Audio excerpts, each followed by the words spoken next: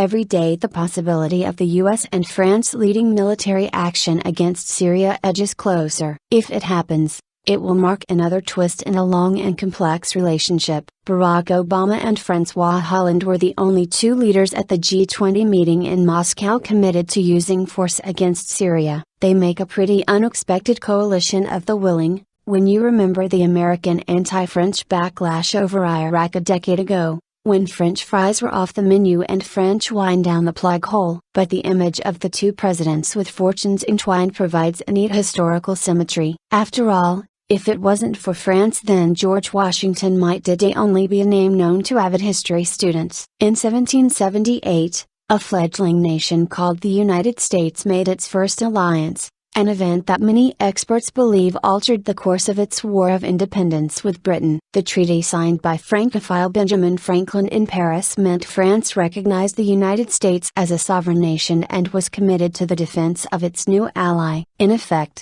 it brought France into the war against its long-standing enemy, Britain. It was the first formal alliance for the US. This treaty of alliance and friendship, and it probably made the difference between victory and defeat, says Gregory Irwin, a professor of history at Temple University in Philadelphia. They were already providing covert aid, shipping weapons and munitions to Americans through front trading companies. But once they entered the war, it changed the entire dynamic because Britain could no longer count on mastery of the sea. Every American is taught about the famous victory at Yorktown and the heroics of a dashing Frenchman, the Marquis de Lafayette, the young idealist who joined the Americans before his country had even entered the war. But it's another Frenchman, the Count of Rochambeau, who is the real French hero, says Irwin, because as commander of the French forces he had a decisive influence on Washington's triumph at Yorktown. The friendship between the two nations didn't last long. France expected American assistance in the wars that followed the French Revolution, but Washington was reluctant to get drawn into a European conflict in the 1790s and chose neutrality,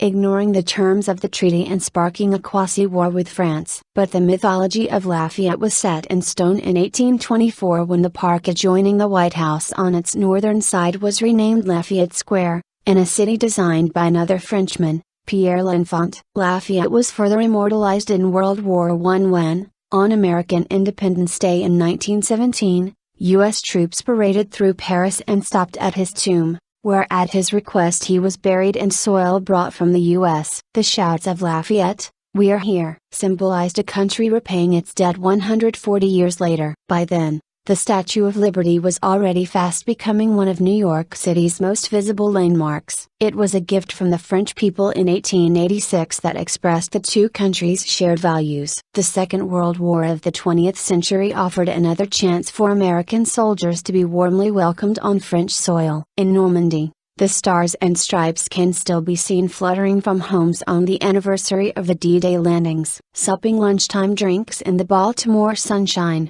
yards from statues of Washington and Lafayette. Above, Declan Shaughnessy echoed the thoughts of several present when he said the support of the French provided no consolation for critics of intervention like himself. If Russia and China were leading the way, countries bigger than France, I might think differently. I think the French, says Chuck Merton, who supports a military strike. I was never against the French over Iraq. The French are like us. They speak their own mind and follow their own beliefs, and I don't blame them. Just because we're the USA doesn't make us right all the time. But there persisted a belief among some Americans that the French were too ready to give up without a fight. A sentiment that entered popular culture in a Simpsons episode in 1995 that characterized the French as cheese-eating surrender monkeys. This phrase was further popularized on the eve of the Iraq War, when France refused to support a US-led invasion, sparking a backlash against all things Gallic. The most memorable expression of this came when a restaurant in North Carolina, now closed, changed French fries to freedom fries on its menu. Others followed, including the canteen at the House of Representatives. The presidential plane Air Force One served stuffed freedom toast topped with strawberries, instead of the usual French toast. France was added to a new axis of weasel with Germany, by satirist Scott Ott. After coining the phrase in his blog, It was on the front page of the New York Post 2 days later. But doesn't believe a joint operation against Syria will mark a new love affair with France. On Iraq and on Syria, the French have been on the wrong side of the argument, he says. So France will find itself against American public opinion again, he says, adding that he loves France but makes a distinction between its government and country. French fries were soon back on the menu, but many Americans were embarrassed by the headlines it generated around the world. Iraq was a ridiculous overreaction to what could be considered a rational response by the French government and French people, says Steve Smith, an American who writes about France for Rick Steves guidebooks. American tourism to France dropped, he says, either because Americans were angry with the French or embarrassed. Some that did visit pretended they were Canadian. There was a huge drop in business. The number of tours to the country and guidebooks sold fell off the table, although it recovered years later. He thinks Americans love France but don't really understand the French. There's such a fundamental difference in outlook. The French are driven not by how much money you make but what's on the menu for dinner tonight and what you are reading. Americans will ask early on, what do you do for a living, but the French won't, he says. And an American suspicion that French people are lazy exists because the French are more appreciative of leisure time. They also expect more from government. The French are more willing to sacrifice the rights of the individual for the good of the community. The French played a leading role in Libya, but it's the prospect of the two nations standing shoulder to shoulder on Syria that has ministers gushing. U.S. Secretary of State John Kerry has talked fondly of the nation's oldest ally and spoke French as he made the case for military action while in Paris. One security analyst in Washington said, "We're all over here learning French, saying Vive la France.